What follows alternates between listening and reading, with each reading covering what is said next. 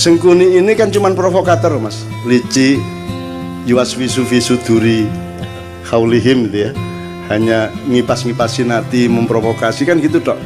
Itu kejahatan yang tidak sampai ke terorisme, tidak sampai ke pengeboman bunuh orang massal kan, nggak sampai ke pembunuhan massal.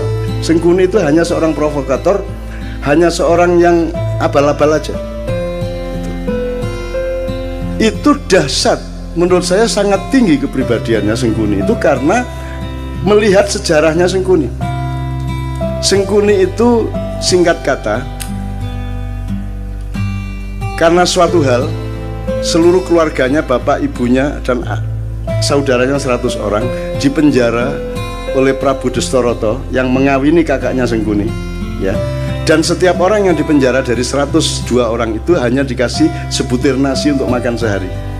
Tidak mungkin mereka bisa bertahan hidup.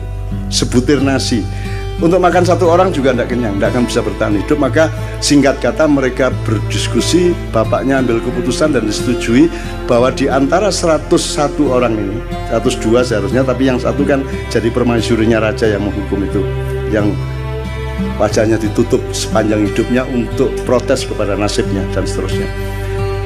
Diambil keputusan bahwa harus ada yang hidup di antara 101 orang ini.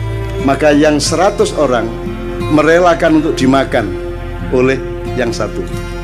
Jadi Sengkuni itu bertahun-tahun kerjanya adalah makan saudaranya. Pokoknya sekian tahun dia di penjara, dia makan adik-adiknya sebanyak 98 orang dan bapak ibunya sebanyak 2 orang. Jadi orang dia menjadi jahat karena dia pernah dipaksa makan untuk regenerasi ini. Ya, untuk regenerasi, untuk kehormatan keluarga, harus hidup. Maka cara satu-satunya untuk hidup adalah makan 98 adiknya, seperti Sumanto itu, tapi satu persatu. Mas, Anda pernah membentak ibu Anda? Kalau sampean sekali membentak ibu sampean stres enggak? Bisa enggak tidur tenang Anda? Merasa bersahnya luar biasa, baru membentak ibu. Ini makan ibunya, bapaknya dan adiknya 98 orang, terpaksa dia makan. Menurut Anda itu kejahatan apa penderitaan? Penderitaan. Dan orang yang menderita harus makan saudaranya sendiri segitu banyak dan bapak ibunya, kemudian hanya menjadi seorang provokator, hanya menjadi seorang yang licik. Itu hebat enggak dia? Seharusnya Sengkuni menjadi teroris besar, dia bunuh semua orang, betul enggak? Harusnya dia obrak-abrik itu Hastinapura, Indraprasta dan semuanya, karena dia bermaksud baik, maunya Mbak Yunya itu kawin sama Pandu, jadi, karena dia mempertimbangkan bibit, bebet, bobot. Perhitungannya sangat baik untuk berkeluarga. Tapi ternyata dia dikawini oleh kakaknya yang buta itu, dan Sengkuni tidak setuju. Kemudian tapi karena sudah keputusan bapaknya dan keluarga, akhirnya dia tetap setia mengawal Mbak Yunya menjadi permaisuri kerajaan Hastinapura. Kerajaan Hastinapura ini rajanya akhirnya tahu bahwa sebelum kawin sama dia, dulu Mbak Yunya ini dikawinin sama kambing. Kemudian begitu kawin, kambingnya dibunuh, disembelih. Kenapa dikawinkan sama kambing? Karena menurut perhitungan primbon, Neptunya tidak cocok antara Mbak Yunya dengan suaminya. Untuk membatalkan hitungan angka tadi, ya, weton tadi, maka dia dijadikan janda, menjadi lain lagi hitungannya, menjadi sah, nggak apa-apa secara ilmu kriptologi namanya ya. Oke. Nah marahlah suaminya, loh ternyata saya ini kawin sama janda kambing. Marah dia, ditangkap semua, bapaknya Sengkuni, ibunya Sengkuni, adik-adiknya Sengkuni, 101 orang dikasih makan cuman sebutir beras satu orang. Akhirnya singkat kata Sengkuni makan itu, dan kemudian dia menjadi seorang provokator, seorang yang licik, yang culas. Serakah enggak juga loh. Sengkuni korupsi Pak? Enggak. Dia cuman ngesir satu yang namanya minyak tala itu dok. Dia rebutan minyak tala, tumpah, terus dia bergulung-gulung sehingga dia sakti, dia tidak bisa ditembus oleh senjata apapun karena badannya sudah berlumuran minyak tala, minyak kehidupan gitu ya. Bagaimana dia bisa mati? Semar yang ngasih tahu kepada Bima, mau Bima, iku biyen pas gulung-gulung deh, lengo tolo iku silite gak kena. Jadi gulung-gulung kan tetep anusnya kan tidak kena mas, yang kena bokong itu ya, minyaknya tidak sampai masuk. Nah itu kan tidak kebal. Akhirnya sama Bima pakai kuku pancanaga disogok silite, cet mate deh. Itu. Nah teman-teman sekalian, saya yang pertanyaannya sederhana.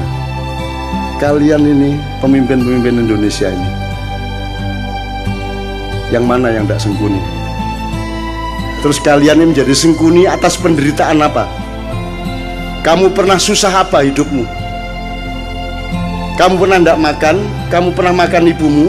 Kamu pernah menderita sampai seperti itu? Kamu itu atas nama penderitaan yang bagaimana sehingga kamu jahat kepada rakyat itu? Apa alasan sejarahmu? Kalau Sengkuni ada alasannya untuk jahat, meskipun kejahatan dia tidak sepadan sama sekali dengan penderitaannya. Seharusnya orang macam Sengkuni yang makan 101 keluarganya sendiri, dia dalam tanda petik berhak untuk menjadi teroris besar. Kalau dia tidak kuat, dia akan gila atau dia bunuh diri. Tapi Sengkuni sangat kuat dan sangat arif sehingga dia hanya menjadi provokator. Sementara kita dipimpin oleh Sengkuni-sengkuni yang tidak punya alasan sejarah untuk jahat kepada rakyatnya. Kamu pernah jahat apa? Kamu pernah menderita apa? Wong kami yang tidak pernah utang seperti anak-anak utang. Kamu tidak pernah kredit seperti mereka. Kamu lancar-lancar saja kok. Ya toh? Kamu juga anak orang yang tidak miskin, cukup kaya sehingga kamu bisa nyalon kok. Urusanmu sama uang-uang besar. Atas nama apa kamu jahat kepada rakyatmu? Apa alasan sejarahmu? Ini apa toh?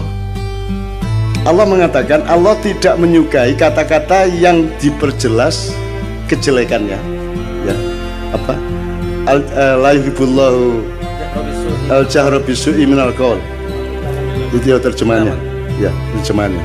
La yuhibbullahu al-jahra bisu'i minal qauli illa man zulim. Tidak, Allah tidak menyukai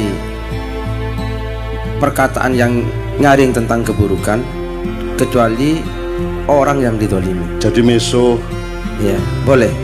Dendam, bagi orang yang didolimi. Wobol niku gitu ya. Itu Allah tidak suka kecuali kamu dalam keadaan dianiaya. Jadi kalau dianiaya, Allah membatalkan ketidaksukaan. Ya wis rapopo wong kon menderita kok gitu loh. Itu hukum Allah loh. Lah ini Indonesia ini kamu itu menderita apa? Sehingga kamu kejamnya begitu rupa kepada rakyat. Kamu pernah menderita apa? Kamu pernah miskin apa? Karena kamu pernah puasa kayak apa? Kamu pernah tirakat apa? Kamu lancar-lancar semua kok. Kamu bisa membayar miliaran kok jadi pejabat. Apa alasanmu untuk jahat kepada rakyat? Sengkuni saja tidak sejahat kamu, padahal dia penderitaannya ribuan kali lipat dibanding penderitaan hidupmu.